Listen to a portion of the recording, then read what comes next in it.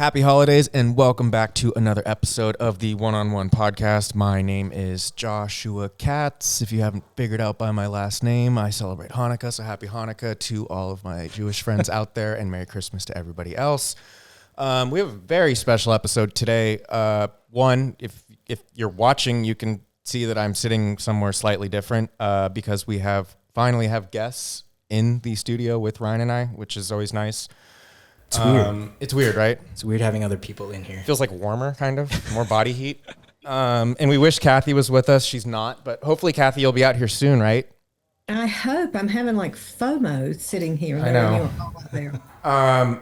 So I have a question surrounding the time of season that we're in. And we have our guests on for a specific reason during this time of year because we'll get into that in a second. But Ryan and Kathy, and then soon to be our guests, I want to know, what is your guys' favorite family holiday tradition? Is that a tough one? No. Okay. You go, Ryan. Mine's pretty easy. Okay. We talked about this earlier, like putting up Christmas lights. But even at this age, I'm only allowed to like hold the ladder for my dad. And he's like 65, 66, and he still won't let. I still haven't graduated to like. You would actually think in this day and age that roles should be reversed, right? No, I'm still relegated to That's just funny. Holding the ladder. What about you, Kathy? Probably I'm not even going to say how many years. With the girls, I've always made gingerbread houses. And I think, we're talking 30 plus years. And the evolution of that, from having to help them put them together and then, hoping they didn't fall apart throughout the holidays, to now it's an full on competition. I love that. That's great. Of what is it going to look like? Yeah. And everything from this year, mine's going to be the alcohol store to they've just grown up, what can I say, which is just precious to watch that now. So that's probably my favorite. Yeah, I love that. For me, it is, for those that are not familiar with the food, a latke or a latke, depending on who says it. It's like a potato pancake. And my mom makes them, she only makes them during Hanukkah times, like in December. And it basically is just like a hash brown, but the smell of it, for some reason, like it smells up the whole house. And that is my favorite tradition, is literally just knowing, or like just smelling that for every December. Also, it took my family 35 years, but we finally do have a Christmas tree in the house, which is really exciting. Congratulations. Yeah. But let's get into, let's introduce our guests, which we've had both of them on before separately, but not together as one. You guys see what I did there? Sevag Sarkissian, our VP, just give us your title, please, because I'm going to screw it up. VP of Growth. VP of Growth. And Taylor Christensen, our VP of Marketing and Business. Yes. Yeah. It's like two of the closest people that we work to, and it's their titles that we still. We're here, we do stuff. What is your guys' favorite holiday family tradition? My favorite tradition is actually one I didn't participate in this year, but for like 30 years, my family, the day after Thanksgiving on Black Friday, instead of shopping, we go and cut down a Christmas tree in the Santa Cruz Mountains. That's cool. And it's so fun. You get to play football. We all bring our leftovers and potluck out there. Maybe, spike our hot chocolate. So we didn't do that this year because I have a new baby. So my new favorite tradition is to figure out what those traditions are we're going to be able to start with her. I like that. And I'm like super excited about that. That's really cool. And this is your first holiday season, right? Yes. Okay, very cool. What about you? Unofficially, it's trying to find out an excuse to skip family events. Officially is once folks do their Christmas lights on their houses, is just getting out of the house and do a Christmas walk through the neighborhood and checking out lights. I love that. I would love to sit and talk. Like literally when I got in this morning, I told Ryan about a new Christmas movie I watched last night. So I would love to sit here and talk holiday stuff for the next 30 minutes, but we do have you both here in person for a specific reason. Everyone is predicting that 2025 is going to be a big year, a big turnaround for this industry. You two play vital roles in helping out our agents be the best possible agents that they can be. So we brought you both on to hear your perspective. Taylor, what are the tools and resources that they can be using that we provide as a company? Sevag, without being an asshole, what can they do digitally that will benefit their business and differently from because we've had you on a couple episodes before, and I know things are constantly changing. So what are new trends? What are new things that they can be doing in the next year? I don't know which one of you wants to start. That was a lot. Go with systems, I guess. We can start with that. That was a lot. So 2025, I'm really excited from a product standpoint. We offer something called the One Tool Chest, which are core tools that are useful for real estate professionals to run their business. So like your website, your agent CRM, your home search app, where you're going to collect your reviews, how you're going to publish them, down to the marketing systems to creating creative and print and digital things for your business, right? And so we've always offered that array of tools, but what we've really done in 2024 is create more synergies across those systems. So we have our partners working closer together than ever, and we have some really cool things launching in January, February 2025 to make those systems more powerful for our real estate agents. And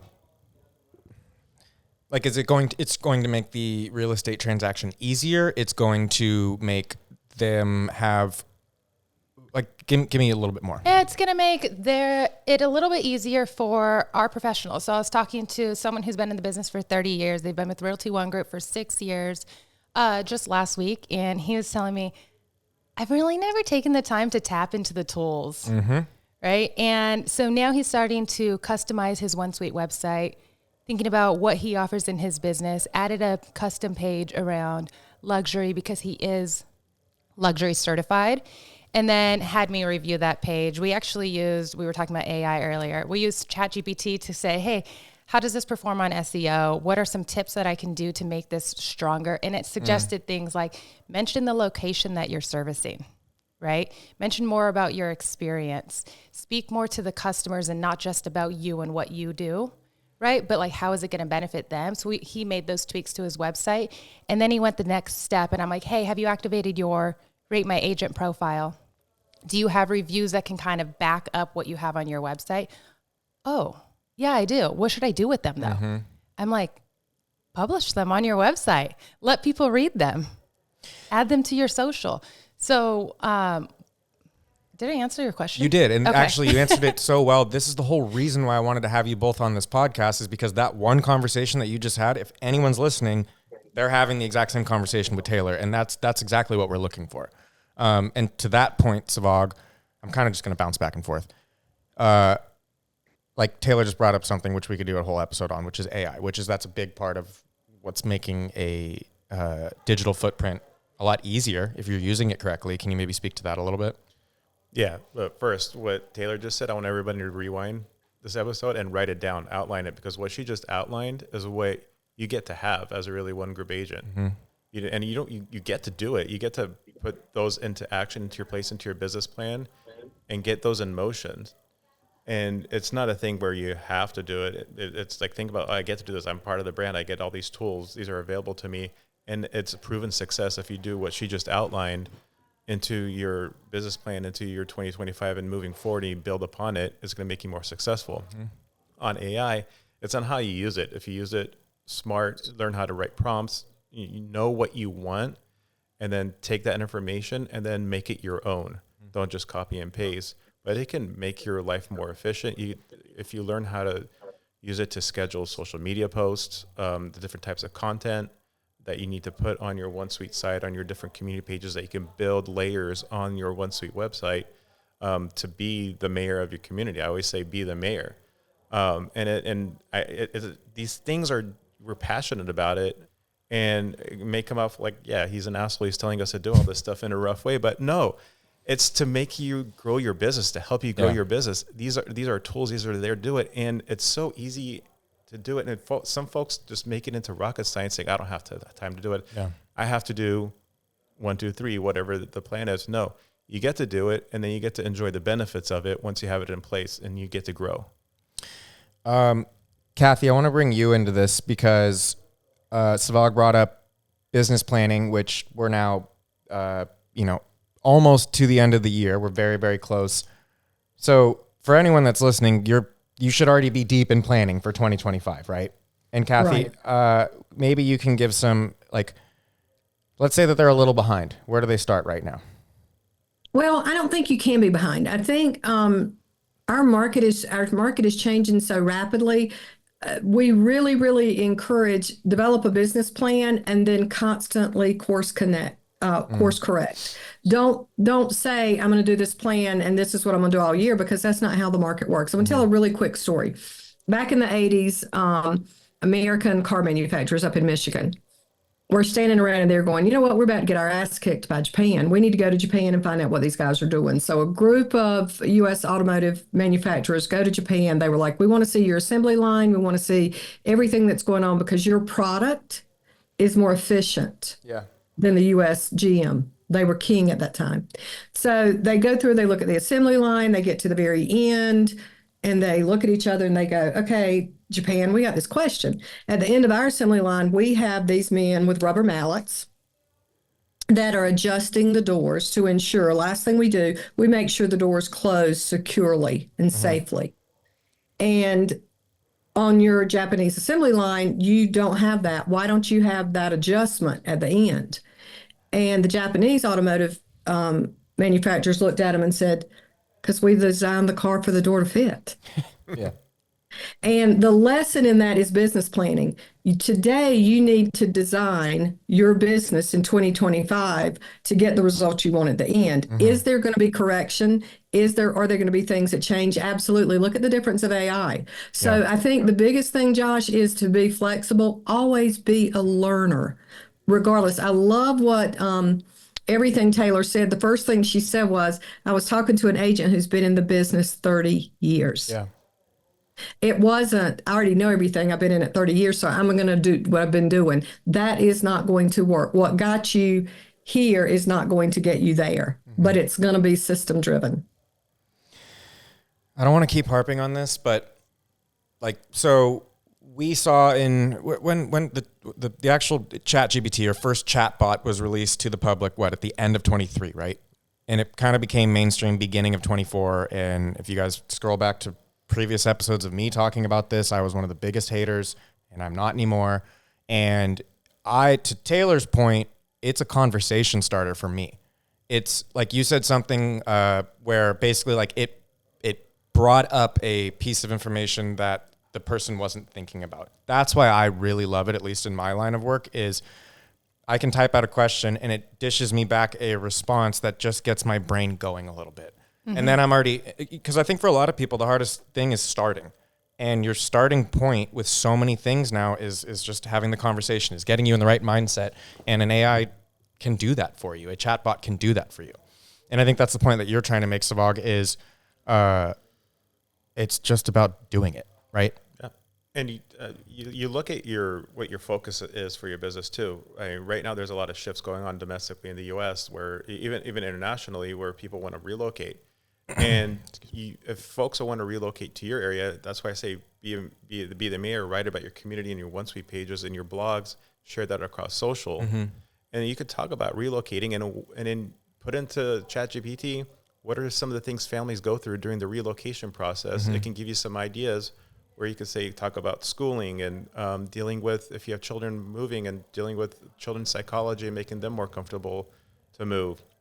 There's a lot of different things that you won't think about because we're all busy and our brains are filled with everything the media is pushing onto us between social media and TV and Netflix and everything that we're watching, and our friends and coworkers. And now you got me in the mood for latkes and the black and white cookie. Ryan, can you add in steam coming out of his ears right now? It's gonna slowly just zoom in on Sevag, and it's gonna get more red. Don't create more mush in your brain. Just use the tools to make your life easier and more efficient. And then you can have more brain space for the shit that comes on TV later on tonight. Okay, I want to ask, though, this is for someone that it is so, how do you make it digestible, easy? Because a lot of this tech, a lot of what we're asking to do is very foreign to your point, to people who have been in the industry for 3-4 decades, and they've ran their business successfully for 3 or 4 decades, and all of a sudden they wake up one day and it's completely different. So how do you guide those people? my suggestion would be take it one step at a time. So if you're going to start with your business plan and where you want to see yourself, we're almost in 2025, right? So where you want to see yourself in 2026 or at the end of 2025, and say I've sold a few homes in this community. I'd really like to see myself become a more prominent real estate agent in that community. Then take a look at ask yourself, what would it take to be more prominent? Who's owning that market right now? What are they doing? What can I do differently? How can I make myself stand out? Maybe it's sending market reports. Maybe it's just getting in with the community from a networking standpoint, right? Whatever that is, A, B, and C, then don't tackle A, B, and C altogether. Correct. Course correct, as Kathy said, right? So A is something attainable for you. I don't know what these things are, right? Yeah. But A is something attainable for you. Yeah. Do A. B might be something, hey, I'm going to take a look at the Realty One Group tech stack. Is there something that's actually going to help me with B? Something as simple as I've sold a lot of homes in the last 30 years, but I haven't yet collected all my reviews in a place where people can read about them. That's really common amongst real estate professionals, right? Because reviews are still kind of new in our space, and collecting them seems like it takes time. But if you take the training that we have that's 5 minutes long, set your system up, you'll learn that we can help you collect reviews in a systematic way, and you don't have to then set that up again. So taking it one step at a time, something that's attainable, the thing that excites you most, and start there and utilize AI to get your mindset right. Like that's how I utilize it. So in my role, I'm negotiating a lot of contracts. I can't be the expert on everyone's business. I really am not. Like I don't understand some of these financial companies that we're negotiating with, right? But what I do is I ask ChatGPT some of the right questions, some of the things I'm seeing or hearing in our conversation to guide me down where I need to go research to figure out how I can best negotiate for the real estate professional to make sure that our company gets good deals. I'm going to take over your job for a minute. Please. We're talking about... Ryan, you want to grab a drink? Yeah. We're talking about 2025. And Kathy, we've seen some of the numbers that economists have put out saying, okay, might be some stagnation in there. The numbers might not rise to the number of transactions. So that means you need to increase your share of voice. You need to capture your local market. You need to focus hyper locally on branding yourself and what you offer as a value to your potential clients and in your communities or folks looking to move to your communities. And what Taylor just said is these are short trainings that have been set up to make it easily done. It seems pretty easy, right, Kathy? Like you look at the numbers, you plan it out saying, okay, there's not going to be an overage or there's not going to be a million more transactions coming up next year. How can I take this stuff that I get to have and increase into, like cut into that share of voice, cut into that market and take that market share based on what is provided to you, and you just have to like invest the time to do it. And I'm going to say it again, I've said in previous episodes, if you're not doing it, what are you doing? Yeah. Simple. Like, no, it is. Go find another job. Like if you're not serious about your career and the growth and things that teams have set up for you to help accelerate it and cut in and grow, like look yourself in the mirror, have some self-awareness. Kathy, I think I'm going to try to say it a little bit more succinctly, but maybe you can like piggyback on it. Like Sevag, basically you're saying we have the tools and resources to make you successful if you're going to put in the work. Yes? Yeah. Kathy, does that sound about right? Yeah, and it's about knowing your numbers. And most realtors don't want to do this. But the key to all of this is everything is measurable. And when you look at some of the tools that we have within the business plan, we have a really cool one calculator. And what the one calculator does is exactly what Sevag is talking about, where you go in and you say, these are the activities that I need to do, and this is how many weeks I'm going to work, and this is how many days per week I'm going to work, and this is how many hours per day I'm going to work. And what your goal is to increase your conversion rate, because you can increase when you can increase your conversion rate, you don't have to increase the energy you're putting in. Therefore, it's a bigger piece of the pie. Yeah. So what that calculator does is it boils it down to, okay, if I want to have this many listings and this many closings, or this many listings and this many buyers every day, based on all those analytics that I entered, I need to have 3 contacts. And it's stupid, silly, simple when you get it down to a daily. And I'm like, Sevag, if you're going to play, play to win. Yeah. Right? And or get the freak off the court. And when I look at the stat that has just been released by NAR that 47%, 47% over 700,000 realtors last year did not have a single closing. Yeah. That hits. It's a scary stat. We could end it there. That's a reality. I mean, Yeah. that's a pure reality check. And if you're in the industry, you should be catching up on that. You should subscribe and like the one-on-one podcast and make sure you're doing it on all channels, Spotify, Apple Podcasts, and YouTube. He's like a NASCAR driver. But back to Taylor's point, I love what she said about in 5 minutes. Very intentionally, what these two have created and delivered to our network is actionable training. Yeah. And what I mean by that is we're not talking about a 4-hour designation. We're talking about sit your butt down in your chair, open this up, watch it 5 minutes, and set the system up, and then go do something else. But celebrate. It's been designed by this team for you to achieve tremendous success and have great celebration. Yeah. And there's not enough of that. I really want to. We unfortunately have to wrap this episode up, and I'm going to bring you both back separately, and we're going to do. I mean, we can keep going if you guys want. I don't think we could kick Sevag out. Yeah, Keep you're right. going. 5 more minutes. All right. 11 more minutes. Come on. 11 more minutes. Let's go. Let's. I want you to leave us with something. I don't have to worry about you, Taylor, but Sevag, something like optimistic, something to look forward to in 2025. You create your own. You create your own success, and I mean, it's not being about. Yeah, I many other cultures may have this saying too, and I've told you this I think last month, where in the Armenian language we have this thing. One of the metaphors that translates to, let's sit comfortably and talk straight instead of sitting straight and bullshitting our way around just to sit straight and boast whatever. No, Right. Sit comfortably and talk straight. What are you doing? What are you creating? And 2020, going into 2025, 2025 it's going to shift. It's going to change. Let's be real. We don't know what's going to happen 1 month from now. Right. Between the rates and the bonds and the whatever it is that contributes to all this hysteria, we don't know. But what you can control is what you prepare yourself for, what you plan out for. And as each month goes, you take that time to reflect upon what just happened, what you think is going to happen, what your trainings and stuff that you're attending. And then maybe even invest yourself in one coaching, invest in what's provided to you, look at your tools, what's available to you, and set yourself up for success. And you're building your own optimism in that. And to me, it's just saying, why aren't you using it? What are you doing? And having some self-awareness. And don't just copy paste. This is what I've seen a lot happen in the real estate industry too, on people on social media.